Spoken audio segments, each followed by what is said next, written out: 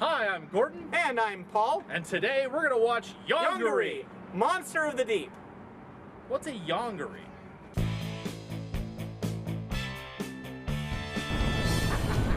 Some people may say, what?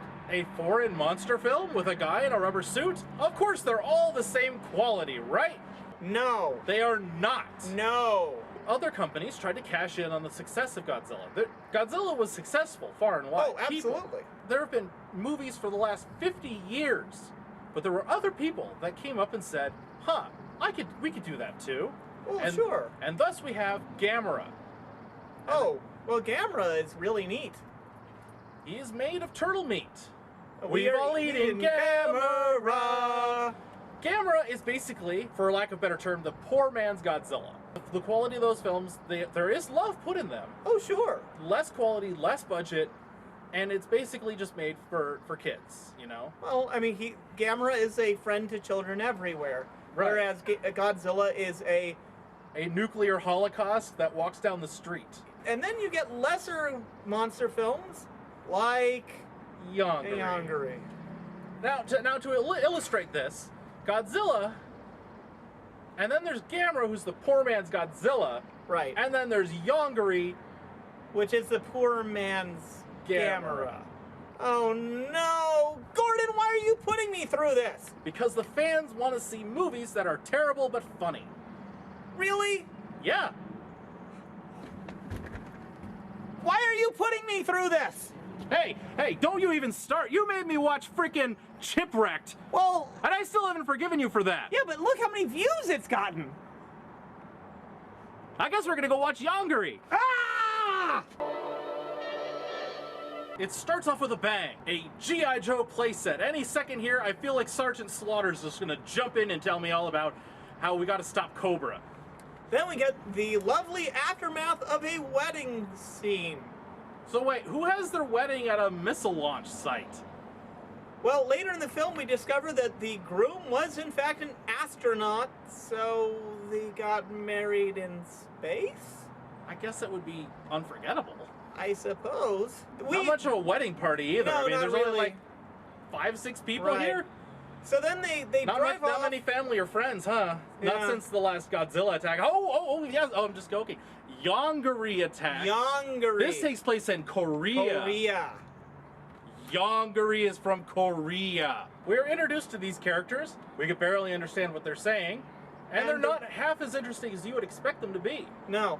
And they're the people in a monster movie. They're not supposed to be that interesting. Except for, of course, this little kid here who has an itching laser. He has an itching laser. Good heavens, man. No, Paul. Itching laser? That doesn't even make sense. Is he like shooting microwaves and are like their skin cells exploding? Is that what it's doing? Apparently this kid just hangs out with his girlfriend's fiance's lab and he steals scientific experimental equipment like itching lasers. You know it's a lab because of the colored water here. To use in pranks. Well, why else would you invent an itching laser? I don't know. But if an itching laser isn't a Chekhov's gun, I don't know what is. I can't wait to see how they use the itching laser against the monster later. What is Chekhov's gun, you say? Well, famous playwright Anton Chekhov once wrote, if you see a gun on the mantelpiece in the first act of a play, it will be fired by the time the third act is finished. So in other words, a Chekhov's gun is in fact an item that appears early in a film or story that will indeed be used, that is odd enough that you know will be used before the story is over. For example, an itching ray. This is Random Reference Man, signing off. Away! What? As we know of all astronauts, no moment is secure. Not even your own wedding night. You may be called away to go fly in space for... reasons. Reasons exist for flying in space, none of which are explained here. They say they make some mumble something about Middle Eastern earthquake ray nuclear tests, something like that. He goes in space. 2 minutes later, they can't contact him. You could say he is unmoored in space. Or perhaps displaced in space. Or maybe even unsure of his location in space. And then the newspapers roll. Heaven forbid, they lost contact with him. It's so sad. Oh, wait, no, there he is. Wait. So 5 more minutes, he's gone, and they proclaim his death, and his fiance, his new wife is crying and miserable. They really want to get the news out fast, don't they? Apparently. You may be asking yourselves, does this have anything to do with the rest of the movie? No, it doesn't. This rocket is launched. Yeah. They show the intricacies of the detachment of these pods. They show the mission going to space. It was so important he could not have his wedding night with his brand new bride. You'll notice how she's looking at the somewhat pointy rocket as it takes off into space, having freshly been interrupted in her wedding night. Yes, you could say that she's indeed enjoying the appearance of this phallic spaceship. This whole scene, the whole spaceship thing, pointless. This part here, pointless. The whole thing with the brand new bride ogling the phallic-shaped object, pointless. In fact, the intro with the wedding, these aren't the main characters. This has nothing to do with the movie. It is a red herring, as it will. While on the planet's surface, it's turned into cookie, and it is steaming and delicious. Are we still in space? Or is this like the Earth? If this is a planet, I totally want to go to the planet of the giant Toll House cookies. Mmm, cookies. Because it looks a lot better than any of the planets we saw in Star Wars. Kashyyyk. More like cash. Like suddenly, an earthquake crushes across Korea, Russia. Oh no, Russia's gone. Look, it's gone. It's not even on the map. They already took it off the map. Russia is gone. That was some earthquake, and the fact that it totally left Korea is surprising. That was a big place. Russia's huge, man. Yeah. And this was during the height of the Soviet Union. This was a big place to be completely gone. No more Zangief. Zangief, no! Zangief! Gordon, all you have to remember is to change the channel. I can't, he's dead. But you'll notice that as this monster emerges from the earth, a snarling hell beast, bringing fire and brimstone with him, and everybody's bored. No, everyone just looks bored. I mean, look at these people. They're bored. Look at their sleepy eyes as they stare at their radios. It's like they're just kind of like, This isn't like Japan where these happen all the time. This is Korea. This is the first one.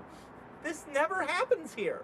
I'm confused. I'm very confused. These people are just going about their own business. Monsters just blowing the place up. There's buildings being trampled, and nobody cares. Yep. Huh. You know, Myrtle, I think there's one of them there monsters rampaging again. Yep. What do you think, Earl? Yep. Yep. What are these people from Minnesota? We have a giant monster, and we have the special effects. When you have one of these kind of movies, how good are the special effects? Well, the buildings are pretty plain and hollow. And then when they try to composite shots like this one, the people look like they're 20-foot tall colossi running down the street from this monster. I highly doubt that they're that much smaller than the monster, given the perspective here. How is that even possible? How could they possibly get in those doors? There aren't any doors on any of these buildings, not a single door. That's All true. of these buildings are made of windows. Doesn't Apple get any love? Oh, no. We can't make a joke about computer types. Why? If this movie was endorsed by anybody, it'd be Tandy. True. Ugly, noisy, and unpleasant. But where's all the pretty cyan, magenta, and red? Oh, those colors weren't invented yet. So, this monster is marching unopposed these completely empty city streets. In fact, the people have emptied these city streets faster than at the end of Alone in the Dark. I don't understand how this city got as evacuated as quickly as it did. Not a single cop, not a single soldier, completely unopposed. Nobody. It's just, oh, look, hey, there's some toy tanks. Oh, I guess they're going to fire their toy tank little pop gun missiles at him. Okay, so wasn't there like a war in Korea at some point? Shouldn't there be like a lot more tanks laying around still left over? I mean, it looks like they only have 3 or 4. Well, wait. Weren't a lot of the Korean tanks came from Russia? Well, since that sank in the ocean, I guess that would explain where they've gone. So little Ichiro runs through the sewers, and Through the sewers? Yeah, he runs through the sewers, but the sad thing about this scene is that this is a real sewer. Those are real feces. They did not make a sewer set. That's it's all real. It was splashing in his face. Ew, gross. Ew. I need to go wash. So at this point, a helicopter is dispatched to circle around the monster and do nothing. Like, this thing is just flying around him. It's just annoying it. Are they trying to annoy the monster to death? It's boring me to death. It's killing you too. Yeah. So the next time we see this monster, he's rolling down empty barrels of things, which apparently explode. Here, let's go roll some stuff. Let's see if it explodes.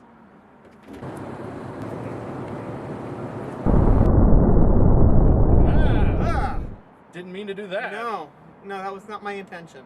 I'm going inside. No, Gordon, we have to finish this. He did it. After this is happening, the monster suddenly starts dancing, and he's got weird Michael Jackson skin. And he's just kind of itching. Wait a minute, itching? Did our heroes think of using the itching ray yet? I mean... No, they did not think of using the itching ray. This has nothing to do with the itching ray. But the monster's scratching him. No, he's not. He's dancing and he has Michael Jackson skin. But they said this is unrelated to the itching ray. They said that he's They will never mention the itching ray again.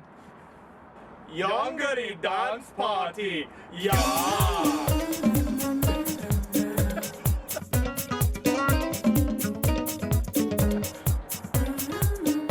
I love this dance. Oh yeah, it's great. It's called doing the Yongary.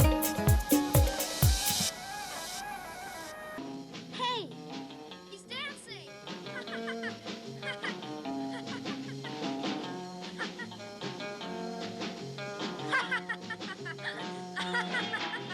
This monster just starts dancing to goofy surf music. The kid's into it. He likes watching monsters dance, in case we haven't made this clear yet. This movie is weird.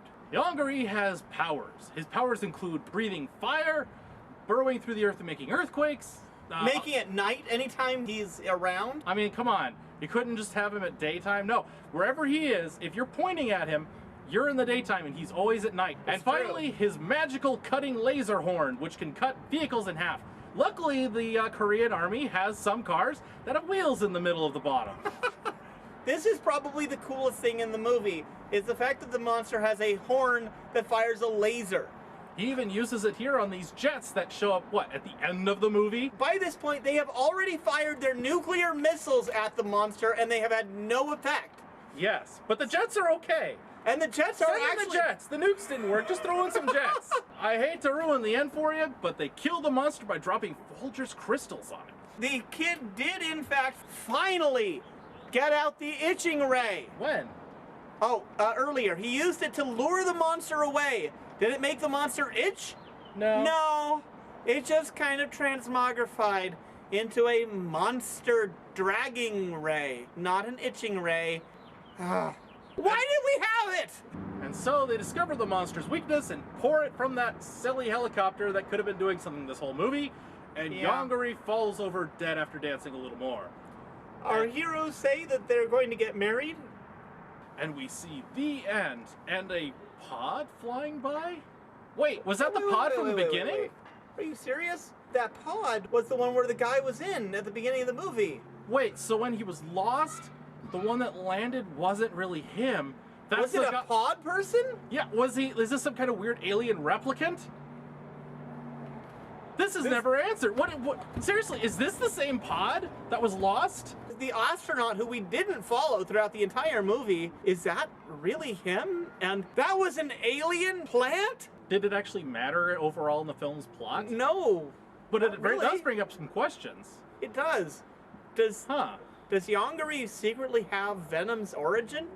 With being an alien brought down? No, from he was already on the planet. We saw the Earth shaking while the Well, we saw the Earth shaking, but that was the Middle Eastern nuclear test, wasn't it? I have no idea. This movie isn't very coherent. All I have to say is... Da-da-dum! What was in the pod? Where did Yongary come from? Will Ichiro grow up to become the villainous Itchmeister? These questions and more will be answered in the next movie based on Yongary, which is basically none. Except for the remake, which we may just review. There's a remake? Yes!